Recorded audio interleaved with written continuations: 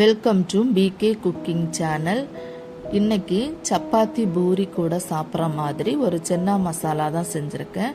ரொம்ப டேஸ்ட்டாக இருக்கும். கண்டிப்பாக உங்கள் வீட்டில் ட்ரை பண்ணி பாருங்கள். வாங்க இது எப்படி செய்யலான்னு உங்களுக்கும் சொல்லித்தரேன். ஒரு கடாய் அடுப்பில் வச்சு கொஞ்சமாக எண்ணெய் ஊற்றிக்கிறேன். இதில் 3 துண்டு பட்டை, 3 கிராம்பு, அன்னாசி பூ 2 சேர்த்துக்கிறேன். உடைச்சு தான் 2 பீஸ் சேர்த்துருக்கேன். கொஞ்சம் பிரிஞ்சி இலை, 1 ஸ்பூன் பெருஞ்சீரகம், 2 பெரிய வெங்காயம் சின்ன சின்னதாக கட் பண்ணி சேர்த்துருக்கேன். இப்போ இதை கொஞ்சம் வதக்கி விடலாம். இதில் கொஞ்சம் கருவேப்பிலையும் 1 பச்சை மிளகாவை இந்த மாதிரி கீறி போட்டு வெங்காயம் வதங்குற வரைக்கும் நல்லா வதக்கி விடுங்க.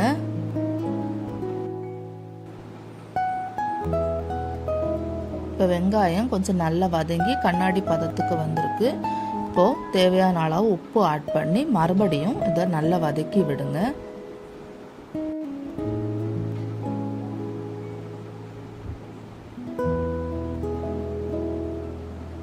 இப்போ இதில் 1 ஸ்பூன் இஞ்சி பூண்டு பேஸ்ட் ஆட் பண்ணி மறுபடியும் வதக்கி விடுங்க. வெங்காயம் கொஞ்சம் நல்லா வதங்கி வந்திருக்கு.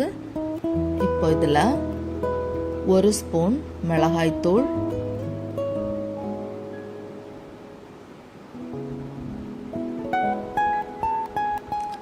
1½ ஸ்பூன் தனியாத்தூள்,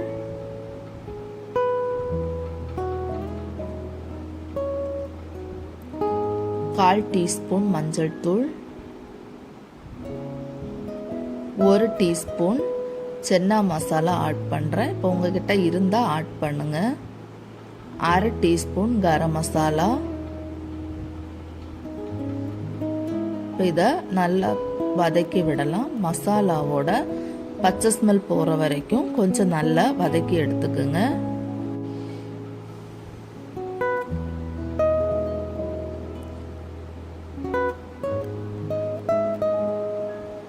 இப்போ மசாலாவோட பச்சை ஸ்மெல் போயிருச்சு. 2 தக்காளி மீடியம் சைஸில் 2 தக்காளி எடுத்து நல்லா பேஸ்டாக அரைச்சி எடுத்துருந்தேன். அதை ஆட் பண்ணி நல்லா வதக்கி விடுங்க.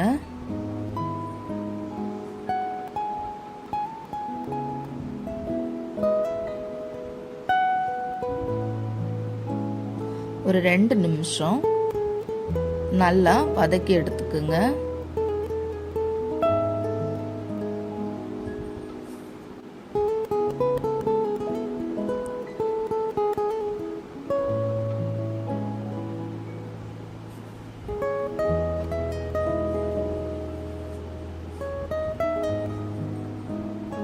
சென்னாவை வேக வச்சு இந்த மாதிரி மசிச்சு எடுத்து வச்சுருக்கேன். 1க்கு 2 மசிச்சு எடுத்து வச்சுருக்கேன்.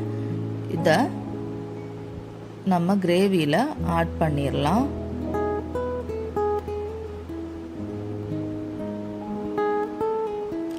இப்போ முழுசாக கொஞ்சம் கடலை எடுத்து வச்சுருந்தேன். அதையும் ஆட் பண்ணிடலாம். இப்போ பாதி அதாவது பாதி மசிச்சு எடுத்துருக்கேன், பாதி முழுசாக போட்டிருக்கேன். இப்போ இதை கிளறி விட்டுட்டு ஒரு 10 நிமிஷம் மூடி வச்சு வேக வைக்கலாம். தண்ணி தேவைன்னா தண்ணி ஆட் பண்ணிக்கோங்க. நான் கொஞ்சம் ஒரு 1/4 டம்ளர் தண்ணி ஊற்றிருக்கேன்.